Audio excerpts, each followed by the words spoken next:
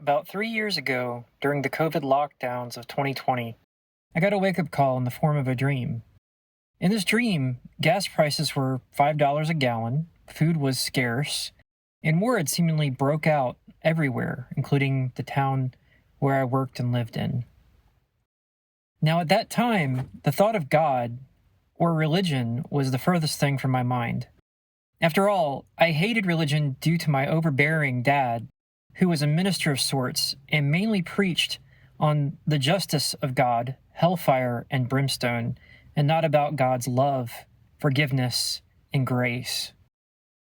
Being the son of a preacher man isn't all that it's cracked up to be, and many preacher kids become rebellious and develop a hatred toward religion and, in some cases, even their own parents. To further complicate things, my parents divorced whenever I was 13. After the divorce, I was forced into living with my dad, who continued to pursue ministry. Years later, he would go on to remarry and divorce again and again, still doing ministry up until the day he died, further putting nails in the coffin of religion for me. After all, according to the Bible, God hates divorce, and religious folks have certain rules and standards that they are to abide by. But apparently that didn't apply to my dad, who I perceived to be a hypocrite at that time. So after moving out of his house for nearly 18 years, I wanted nothing to do with my dad, God or religion, any of it. But in that dream, and in combination with other personal events, it all softened my heart. And it changed my outlook on life, ultimately changing my perception of reality and God Himself. These are the events that put me on my path of spiritual discovery and made me come to the conclusion that not only is the Bible true because of the way it was constructed and due to its historical value, but also because of the foreshadowing events and prophecies contained within the Bible that would just be impossible to forge or make up due to the timing of its writings and the diversity of its writers. So let me explain. In my dream, I saw three things: super high gas prices above the normal $1.95 a gallon at that time, an overwhelming lack of food, and war. In 2020, the only major world event that had affected me was COVID. Here in Texas, I would have never imagined hitting $5 a gallon, but that happened last year. Wars and rumors of wars are currently happening, and rumors of famine due to lack of rain have persisted for almost a year. Minus the gas prices, in the Bible, Jesus, who lived sometime around 4 BC to 30 AD, predicted that these things were going to happen. In Luke 21:10 through 11, he stated, "Nation will go to war against nation, and kingdom against kingdom. There will be great earthquakes, and there will be famines and plagues in many lands. There will be terrifying things and great miraculous signs in heaven." So we are seeing these things today, more so now than ever in any other time in history, including the UFOs that are often talked about in the media. But Jesus also went on to say before those things were to happen, the events of Luke 21:20 would come to pass.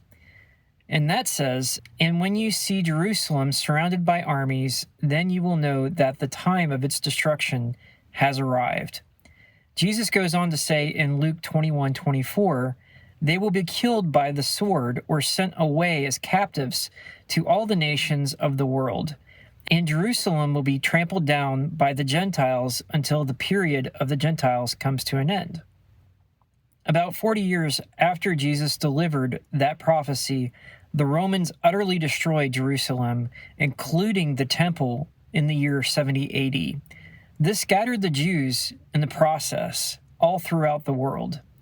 The historian Josephus notes that those who visited the city after this event occurred couldn't even believe it had ever been inhabited. Some of the Jews remained in Judea, but many fled to other countries, and some even went into slavery.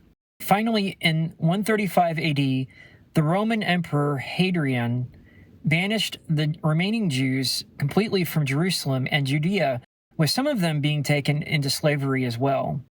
Jerusalem was turned into a pagan city called Aelia Capitolina, and Judea was renamed to Palestine around that same time period.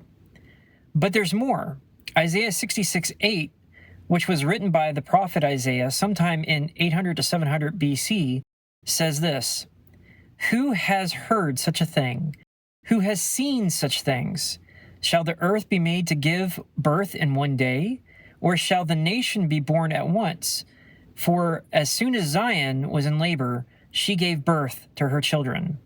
On May 14th, 1948, after going through many trials that could very well be described as birthing pains, including the Holocaust, the Jewish people of Israel were given land in Palestine as a result of an earlier conflict in 1917. The Jewish people were deemed a sovereign nation all in one day, that day on May 14th, 1948. The chances of all that falling into place are not very likely, but even more so is what the Bible predicts about a certain child. Isaiah 7:14 tells us, "Therefore the Lord himself will give you a sign. Behold, the virgin will be with child and will give birth to a son, and will call him Emmanuel." This partially was fulfilled in Isaiah's time, as can be seen in Isaiah 8:3.